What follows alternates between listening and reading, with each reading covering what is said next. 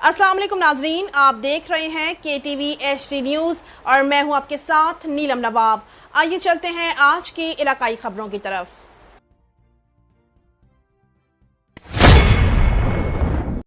खबर शामिल करते हैं मुबारकपुर से। राव मोहम्मद नदीम सिटी रिपोर्टर की रिपोर्ट के मुताबिक अहमदपुर शर्किया ट्रैफिक कवानीन पर अमल करना हर शहरी का फर्ज है। कानून की पासदारी अपनाने वाले शहरी दाद के मुस्तहिक हैं। बगैर हेलमेट मोटरसाइकिल सवार को हेड इंजरी का नुकसान उठाना पड़ता है। कम उम्र बच्चे और वन व्हीलिंग करने वालों के नुकसान पर वालिदैन अजियत का शिकार होते हैं। अगर ट्रैफिक कवानीन पर अमल दरामद किया जाए तो ज़हनी अजियत और जानी नुकसान से बचा जा सकता है।